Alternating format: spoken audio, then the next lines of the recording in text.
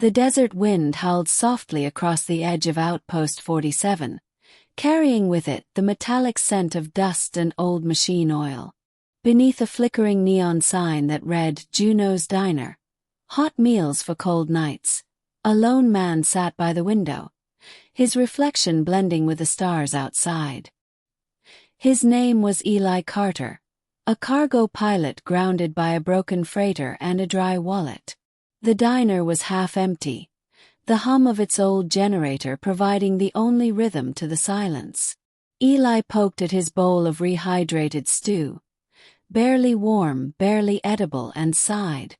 "Well, dinner for one again," he muttered, his voice tired but gentle. The bell over the door jingled softly. Eli looked up, expecting another dust-beaten traveler or miner from the nearby asteroid fields. But what stepped in made him forget his stew completely.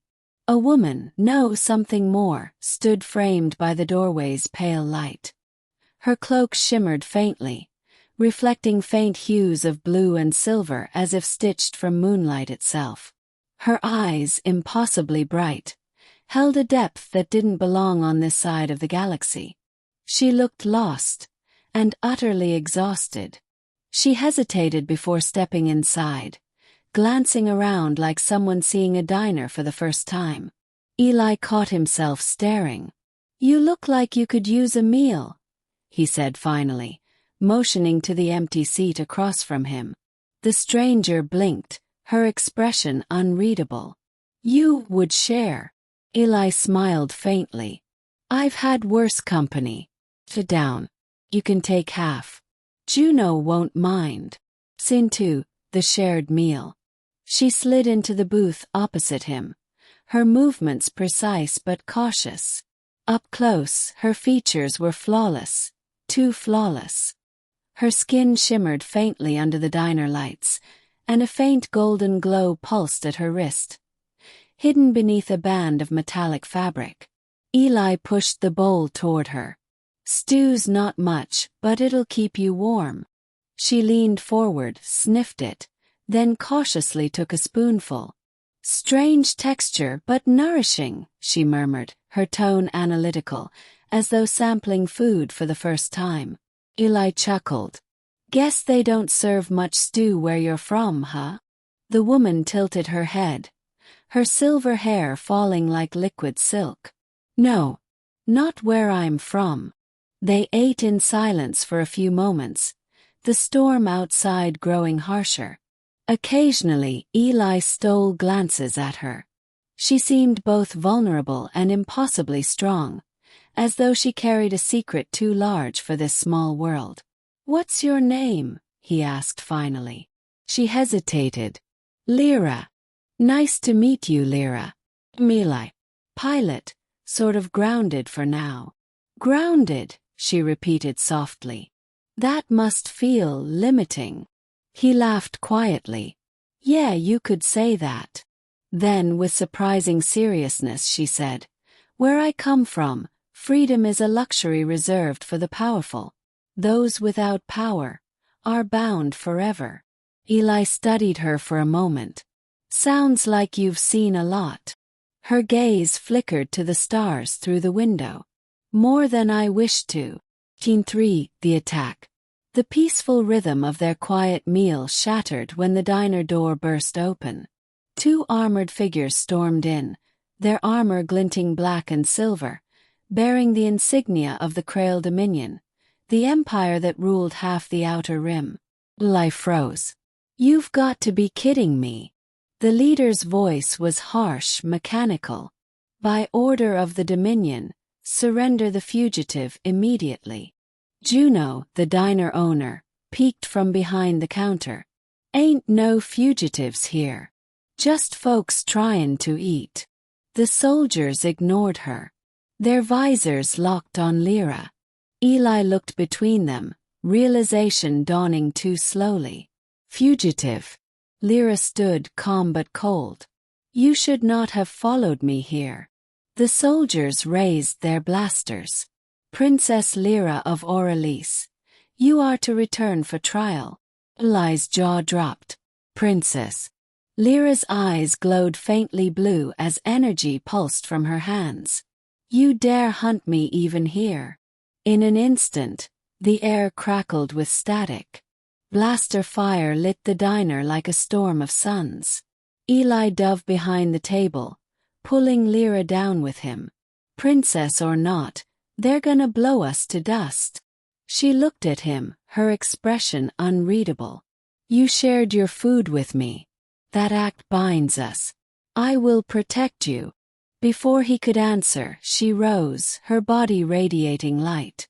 The soldiers fired again, but the bolts disintegrated midair.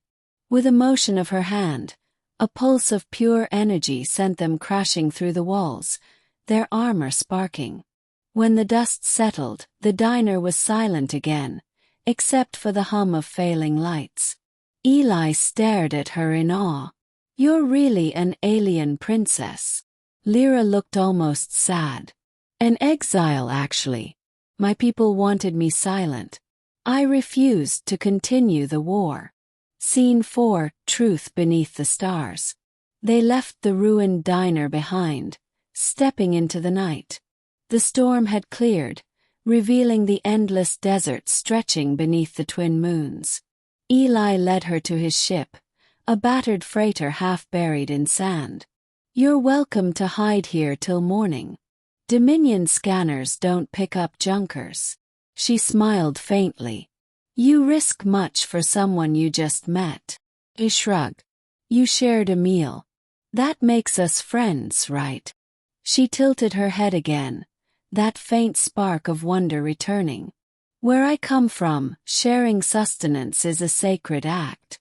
It means trust. They sat on the wing of the ship, watching the stars drift.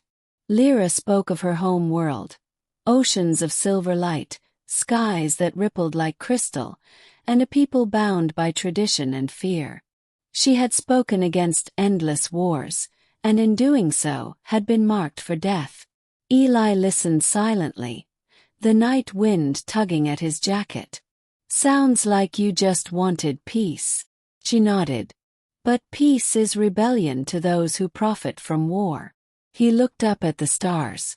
Maybe out here you'll find what you're looking for. For the first time, her expression softened completely. Perhaps I already have. Scene 5. The Farewell. By dawn, the desert glowed gold. Lyra stood at the edge of the dunes, her cloak fluttering like a living thing. A small craft descended from the horizon, sleek, silent, shimmering with the colors of her people.